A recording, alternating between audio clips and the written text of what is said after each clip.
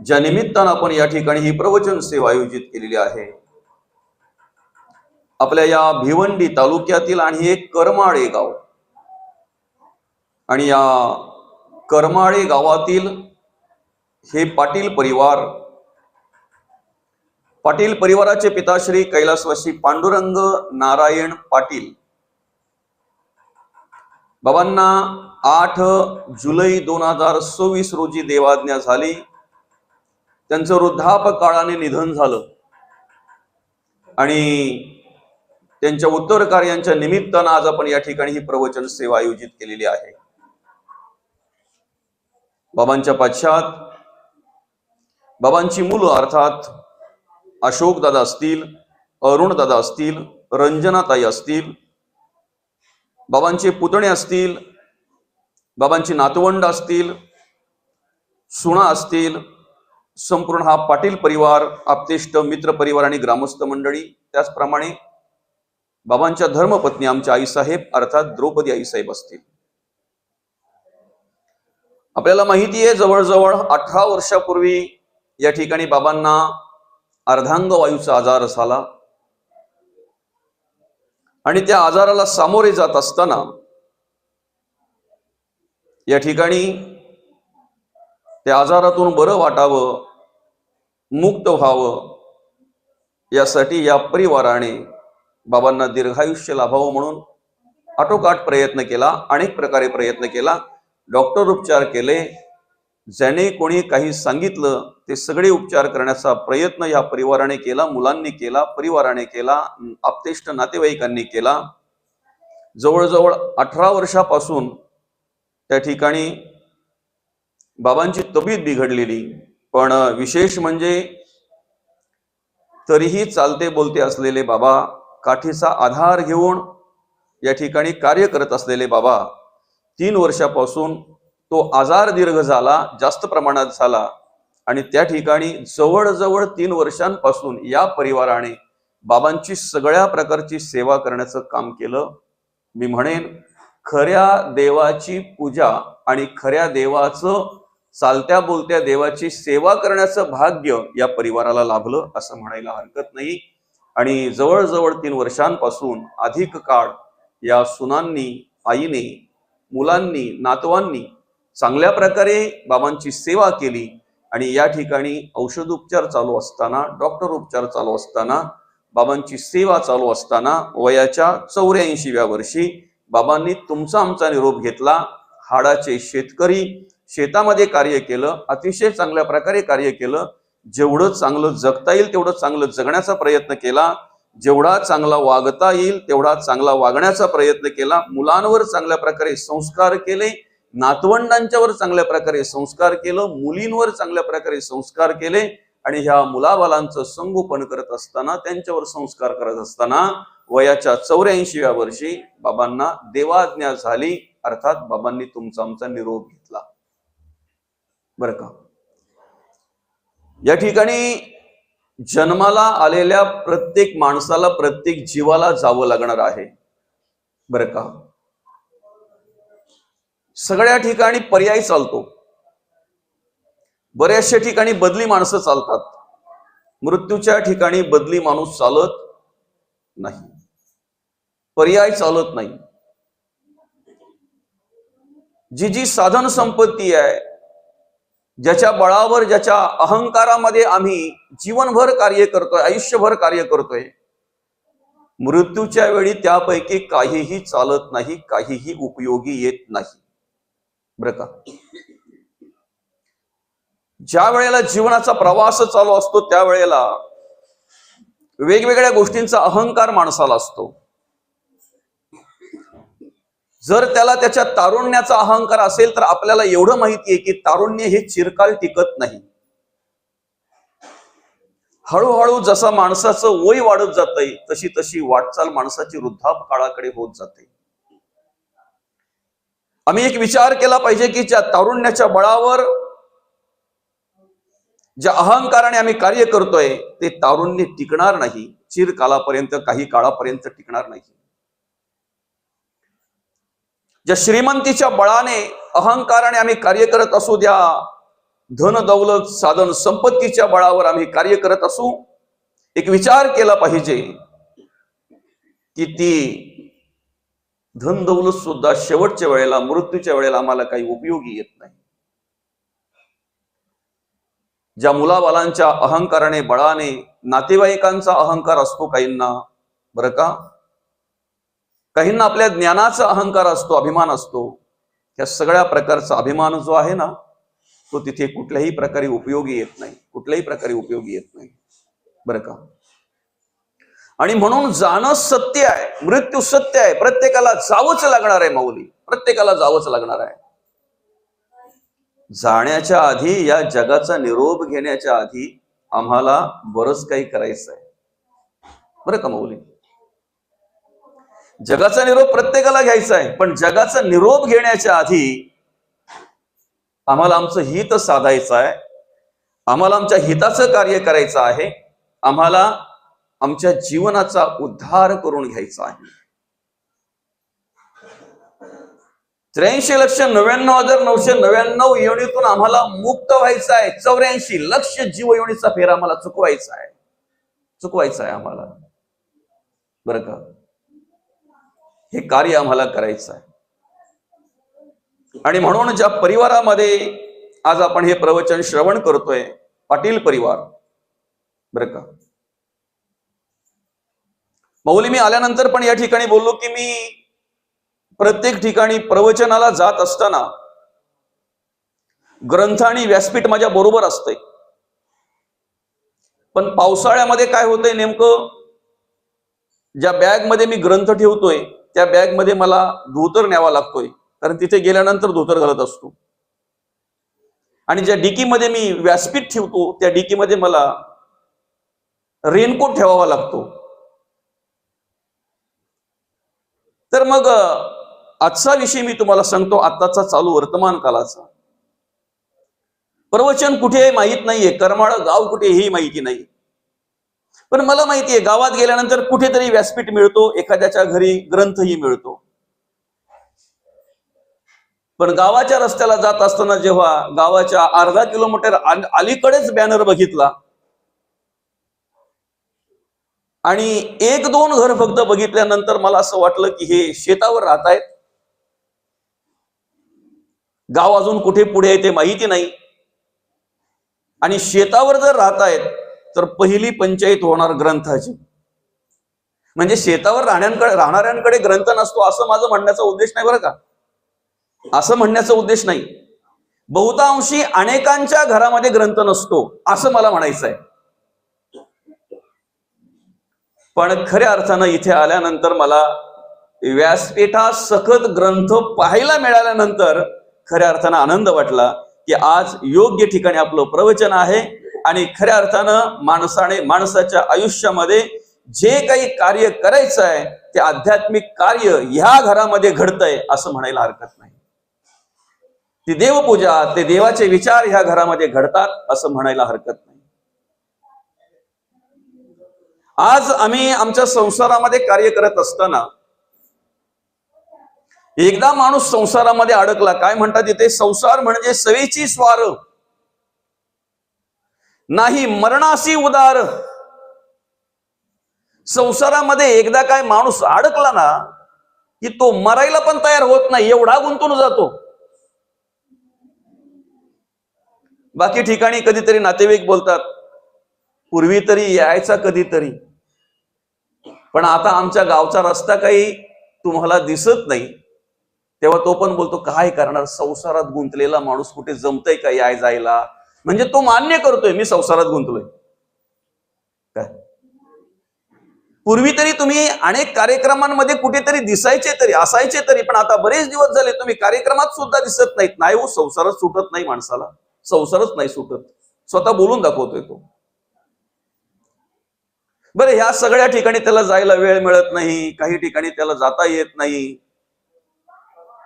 वेळ मिळत नाही, काही ठिकाणी त्याची तयारी झालेली नसते, काही ठिकाणी त्याचं आर्थिक बळ नसतंय, बरं का, आर्थिक बळ नसतंय, काही ठिकाणी जायला त्याची मनस्थिती नसते. काही ठिकाणी जायला कदाचित भय वाटत असेल, भीती वाटत असेल. ह्या सगळ्यापैकी मृत्यूच्या वेळी काही जमेल का? काय मृत्यूच्या वेळी त्याला सांगून जमेल का, बाबा आता मला संसार काही सुटत नाही, मी काही येत नाही, मला संसारच करायचा आहे? मृत्यूला सांगून चालेल?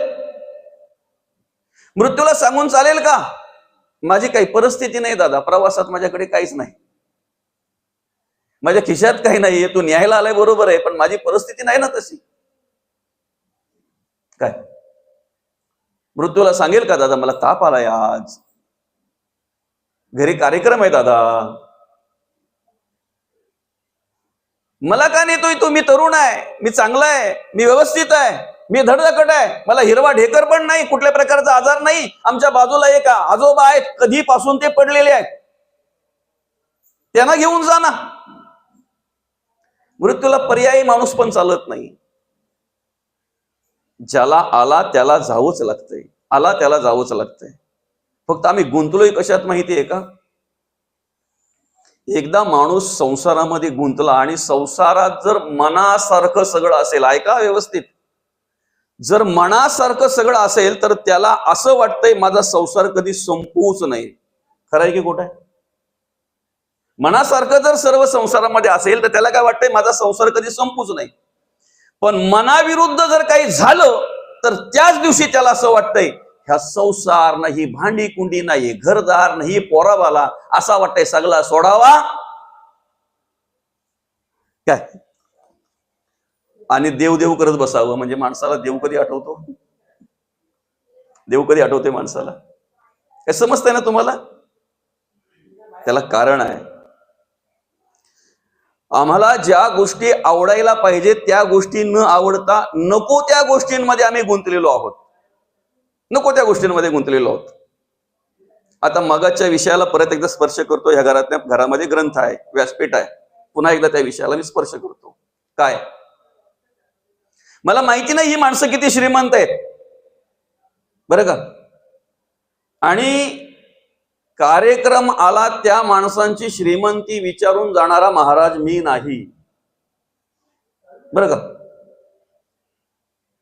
पैशाने किती श्रीमंत आहेत, त्यांची किती शेतीवाडी आहे, किती घर आहेत, कशा पद्धतीने काय प्रॉपर्टी संपत्ती आहे, त्याच्याशी गरज पण नाही. या घरामध्ये कुठल्या प्रकारची उपकरणं आहेत आणि किती महागडी उपकरणं आहेत त्याच्याशी मला गरज नाही. पंखा चालू असताना बंद करायला लावला मी. काय तुमच्या घरात किती महागडी उपकरणं आहेत त्याच्याशी मला काही गरज नाही. तुमची श्रीमंती तेव्हा समजली जाते ज्या वेळेला आपल्या धर्माला मान्य असणारा एखादा ग्रंथ तुमच्या घरात आहे, त्यावेळेला तुमची श्रीमंती समजली जाते. नाहीतर हा व्यासपीठ शोधायला आळी फिरायला लागते, पूर्ण आळी. याच्याकडे हाय करे, त्याच्याकडे हाय करे, याच्या घरी हाय करे, त्याच्या घरी हाय करे, त्याच्यावरून आमच्या घरातली श्रीमंती समजते. आम्ही किती गरीब आहोत त्याच्यावरून आमची श्रीमंती समजते बरं का. मला सांगा, ज्याच्या घरात जर ग्रंथच नसेल तर त्याच्या घरात ग्रंथ वाचन होत असेल का? आणि ग्रंथ असून जर व्यासपीठ नसेल तर रोज ग्रंथ वाचन होत असेल का? या सगळ्या गोष्टी आहेत. ही श्रीमंती आहे आमची. श्रीमंत घरातच देवाला दिवा लागला जातो. ऐका हा, करोडपती बंगल्या बंगल्याचा नाही विषय चालला बरं का. जरी तुमचा करोड रुपयाचा बंगला असेल आणि जर तुमच्या घरात दिवा लागत नसेल तर तुम्ही तुम्ही गरीब आहात. आपल्या धर्माच्या शिकवणीप्रमाणे, आध्यात्मिक दृष्टीने अगरबत्ती दाखवायला जर तुम्हाला वेळ नसेल घरामध्ये, किंवा ती मनस्थिती जर तुमची नसेल, तर तुम्ही परमार्थ करताय, तुम्ही भक्ती करताय, किंवा तुम्ही हिंदू आहात हे सुद्धा म्हणण्याचा अधिकार तुमचा नाही. समजतंय ना? संसारातली खरी श्रीमंती कोणती आहे?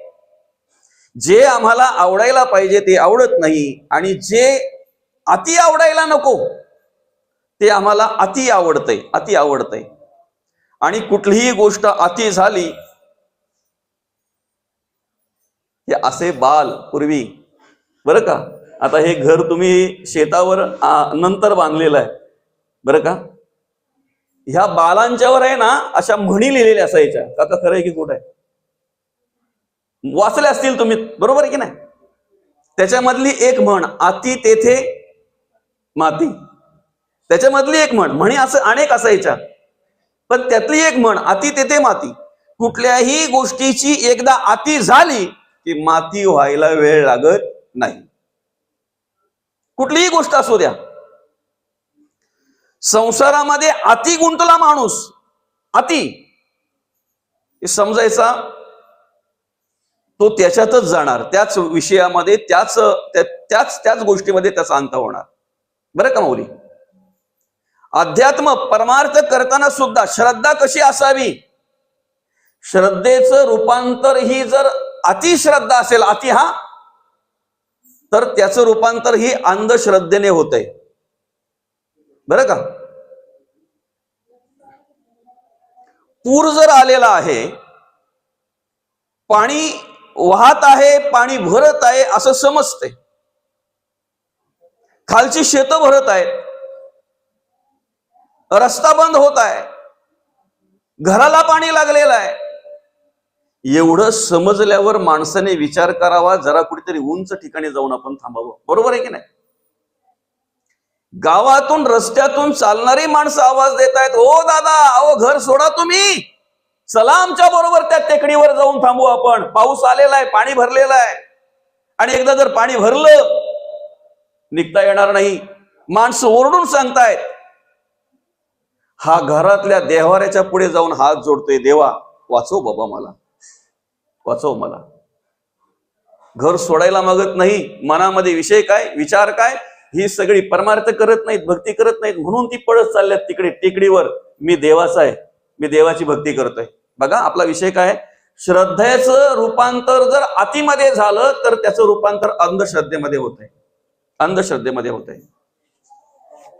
पाणी भरलं, घरामध्ये पाणी आलं, आणि घरामध्ये पाणी आल्यानंतर आता त्यांनी काय केलं, त्या माणसांनी, की त्यांना माहिती हा इकडे गुंतलेला आहे, त्यांना एक ओंडका भेटला. असा ओंडका माहिती आहे ना, पूर्वी त्या ओंडक्यावर सुद्धा नदीतून प्रवास करायची लोक, स्थिर पाणी असेल तर. त्या ओंडका घेऊन एक जण पुढे पुढे सरकवित आला त्याच्या घराजवळ. त्याला आवाज देतोय त्याला, अरे दादा तू ये, ह्या ओंडक्यावर बस, आपण दोघेही जाऊ तिकडे त्या टेकडी जवळ होती टेकडी. नाही म्हणे, माझं मी बघून घेईन काय असेल ते, मला आतमध्ये बोलतोय तो, आतल्यात मला सांभाळणारा माझा देव आहे, तो बघून घेईल. बरं का? अनेक प्रकारे प्रयत्न केले, शेवटी घरामध्ये पाणी भरलं, घर भरलं गेलं. तो माणूस त्या घरामध्ये, त्या पाण्यामध्ये त्याचा अंत झाला. ऐका हा. आणि मग हा देवाला विचारतोय, गोष्टीमध्ये काही होतंय, बोधामध्ये. तुम्ही म्हणाल मेलेल्या माणसाने देवाला विचारलं, तुम्हाला कसं काय माहिती झालं? बोधामध्ये होतंय. देवाला काय विचारतोय, देवा मी तुझा परमार्थ करतोय, भक्ती करतोय, तुझं नामस्मरण करतोय, जे काही करत नाहीत त्यांना वाचवले, आणि मी सगळं काही करतोय, देवा तुला वाटलं नाही का मला वाचवावं म्हणून? तेव्हा देव म्हणाला, दादा त्या गावातून निघणाऱ्या प्रत्येक माणसाच्या तोंडातून मी स्वतः तुला बोलत होतो, चल माझ्या बरोबर, चल माझ्या बरोबर. तू माणसं बघितली, तिथं जर देव बघितला असता, मला बघितला असता, तर त्याच वेळेला तू घर सोडलं असतं. तू नाही ऐकलं दादा, पाणी भरलं, तुझ्या घरामध्ये पाणी आलं, आता त्या पाण्यामध्ये तू जाशील, बुडशील असं समजल्यानंतर जो माणूस तुझ्याकडे ओंडका घेऊन आला होता ना, त्या माणसाला सद्बुद्धी मी दिली, त्याच्या रूपामध्ये मी आलो होतो, मी तुला विनंती करत होतो, दादा बस चल. तो स्वतःचा जीव धोक्यात घेऊन तो माणूस घालून तो तिथे आला होता तुला घ्यायला. तो माणूस नाही, प्रत्यक्ष मीच होतो. मीच त्याला बुद्धी दिली होती. पण तुम्ही सुद्धा त्या ठिकाणी त्या माणसालाच बघितलं आणि काय केलं, तुझं श्रद्धेचं रूपांतर कशामध्ये झालं, याला काय म्हणतात, समोर प्रसंग पाहूनही जर आम्ही स्वतःहून तिथे उडी टाकत असू, नको तो आत्मविश्वास, तर याला अंधश्रद्धा म्हणतात. म्हणून कुठलीही गोष्ट जर अति झाली तर त्याचं रूपांतर कशामध्ये होतंय? वेगळ्या गोष्टीमध्ये होतंय, वेगळ्या प्रकारे होतंय. म्हणून ऐका, संसार आहे, संसारामध्ये कार्य करायचं आहे, पण ते अशा प्रकारे कार्य करायचं आहे. तुम्ही भाजी करताय की नाही माऊली? समजा जर वांगा बटाट्याची भाजी असेल, बरं का, आणि ती 10 माणसांची भाजी जर असेल, 10 माणसांची, तर कमीत कमी अर्धा किलो बटाटे चालतील का? बस होतील का 10 माणसांना? तुम्ही सांगा, मी तुमच्याशी बोलतोय. 10 माणसांना अर्धा किलो बटाटे आणि अर्धा किलो वांगी बसवेल का भाजी? 1 किलोची भाजी नाही, मग 1 किलो बटाटे 1 किलो वांगी बस ना, बरोबर ना? बरं, 1 किलो वांगी घेतली तुम्ही, 1 किलो बटाटे घेतली, बरोबर आहे की नाही? ती भाजी बनविताना मिठाचं प्रमाण किती असतंय बरं? मिठाशिवाय तर चव ना, मिठाशिवाय तर चव नाही. ऐकताय ना? मिठाशिवाय तर चव नाही.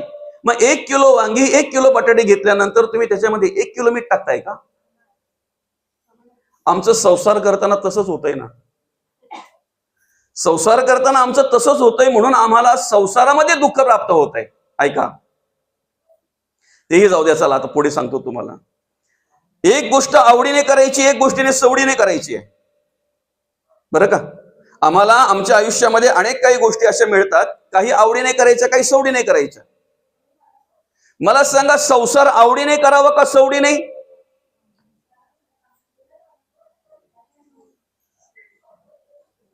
बरं ठीक आहे, परमार्थ आवडीने करावा का सवडीने? किती जोरात आवाज आला ना आता. आवडीने. म्हणजे आम्हाला माहितीये परमार्थ हा आम्ही आवडीने केला पाहिजे, कारण संतही म्हणतात सवडीने भावे हरिनाम घेशी. आहे का? काय? आवडीने भावे हरिनाम घेशी, मग तुझी चिंता त्याशी सर्व आहे. ऐका हा, आवडीने भावे हरिनाम घेशी, मग तुझी चिंता त्याशी सर्व आहे. आम्ही संसार सवडीने केला पाहिजे, आम्ही संसाराचा विचार सवडीने केला पाहिजे. पण आम्ही काय करतो? संसार आवडीने करतो, संसाराचा विचार आवडीने करतोय आणि परमार्थ सवडीने करतो. तुम्हाला वेळ मिळाला तर नामस्मरण करता का नामस्मरण केल्यानंतर तुम्ही घरातला आवरता? याच्यावर सगळं डिपेंड आहे, याच्यावर अवलंबून आहे. आम्हाला वेळ मिळाला तर आम्ही ग्रंथ वाचायला बसतो. कधीतरी आमच्या तोंडातून येतंय, पण बाबा आज वेळच नाही मिळाला रे ग्रंथ वाचन करायला, आज नामस्मरण करायला वेळच मिळाला नाही रे, आज देवाला प्रार्थना करायला वेळच मिळाला नाही. म्हणजे काय? ह्या गोष्टी आम्ही सवडीने करतो. आवडीने ज्या दिवशी करायला लागू ना, त्या दिवशी संत म्हणतात तुझी चिंता त्याशी सर्व आहे. बरं का? माणसाला रंजन आवडतंय मनाला की आध्यात्मिक गोष्टी आवडतात जास्त? मनोरंजन जास्त आवडतं की आध्यात्मिक गोष्टी आवडतात माणसाला? बघा, मी आल्यानंतर पण दादांना विचारलं की दादा आज 13वे आहेत, पुढे काय पिंडची कर्म आहे का? मग किती वाजेपर्यंत कार्यक्रम करायचे? आम्हाला परत परत का विचारावं लागतंय? कदाचित विचारल्यानंतर सुरुवातीला दादांनाही वेगळं वाटलं असेल, अरे हा पहिलाच महाराज असा भेटलाय. कदाचित वेगळं वाटलं असेल. का विचारावं लागतंय? तर मनोरंजनाच्या कार्यक्रमाला बाहेरून माणसं कधीही सांगत नाहीत की थांबा म्हणून. सांगतात उलट नंतर आलेली माणसं अशी म्हणतात की आम्ही आताच आलोय, जरासा आनंद घेऊ द्या आम्हाला. ऐकताय का? नंतर आलेली माणसं उलट काय म्हणतात? अहो चालू द्या मनोरंजनाचा कार्यक्रम, बरं का, आम्हालाही आनंद घेऊ द्या, आम्ही आताच आलोय. पण परमार्थिक विचार प्रवचन हा विषय असा आहे की किती वाजता चालू झालं हे माहिती नाही, पण नंतर आलेली माणसं मात्र कोणाला तरी पाठवून सांगतात जा महाराजाला थांबायला सांग, लय झाला, खूप उशीर झाला, आता महाराजाला थांबायला सांग. म्हणून मी कुठेही गेल्यानंतर पहिले किती वाजता थांबायचं आहे ही वेळ पहिले विचारून घेतो. कोणाला? आयोजकांना. कारण सांगतो तुम्हाला, मनोरंजन माणसाला आवडतंय, तिथे वन्स मोर असतंय. मनोरंजनाला रोजची प्रवचन माऊली चालू आहेत, रोज, बरं का. पण आतापर्यंत म्हणजे तुम्ही युट्यूबला दिनेश तारमळे हा नाव जर सर्च केला तर तुम्हाला कमीत कमी 1,500 प्रवचन ऐकायला मिळतील. किती? 1,500 कमीत कमी. माझं नाव जर सर्च केलं दिनेश तारमळे तर 1,500 प्रवचनं तुम्हाला ऐकायला मिळतील. पण तेवढी प्रवचनं करत असताना, आता सगळीच प्रवचनं काही युट्यूबला टाकायला मला जमत नाहीत, काही प्रवचनं टाकतो, पण तेवढी प्रवचनं ऐकत असताना मला एकदाही कोणी बोललं नाही की महाराज पुन्हा एकदा तेवढाच सगळा प्रवचन होऊ द्या, वन्स मोर नाही. म्हणजे काय, आम्हाला मनोरंजन असेल ना, मनाचं रंजन असेल ना, ते आवडतंय. आणि जे आवडायला पाहिजे, जे आवडायला पाहिजे, तिथे मात्र आम्हाला असं वाटतंय की कधी एकदाचे महाराज थांबतात, कधी एकदाच संपतंय. बरं का, आवड निर्माण झाली पाहिजे आमच्या मनामध्ये, आमच्या अंतःकरणामध्ये आवड निर्माण झाली पाहिजे. बरं, आता आपण एक विचार करू. मनोरंजनाचं जे आहे तिथे माणूस मनोरंजन करता करता करता करता कंटाळतो, कंटाळा येतो, त्रासतो. रोज रोज तेच तेच तेच तेच तेच जर त्यांनी पाहिलं ना, नकोसं वाटतंय त्याला. फरक काय बघा, नकोसं वाटतंय. मनोरंजनाचा विषय असा आहे की तुम्ही मनोरंजनासाठी जे पाहताय कधीतरी कंटाळवाणं वाटतंय मौली. बरं का, एखादा चित्रपट तुम्ही किती वेळा पाहू शकता? 1 वेळा, 2 वेळा, 3 वेळा, 4 वेळा, 5 वेळा, 6 वेळा जर लावला, 6व्यांदा जर लावला तर तुम्ही स्वतः म्हणता 5 वेळा बघून झाले, बस झालं आता. एखादं गाणं तुम्ही किती वेळा बोलू शकता, किती वेळा ऐकू शकता? 1दा, 2दा, 3दा, 10 वेळा, 10 वेळा फार फार, 20 वेळा फार फार एखादं गाणं, नंतर कंटाळवाणं वाटतंय. मनोरंजनाचं जे आहे ना, तिथे कधीतरी माणूस कंटाळतो. ऐका, कंटाळा येतो माणसाला, जरी आवड असेल तरी, जरी आवड असेल तरी. संतांचे ग्रंथ असे आहेत, संतांचं वाङ्मय असं आहे, संतांचे अभंग असे आहेत. आज 700-750 वर्ष झाली ज्ञानेश्वरी या ग्रंथाला, भावार्थ दीपिका या ग्रंथाला.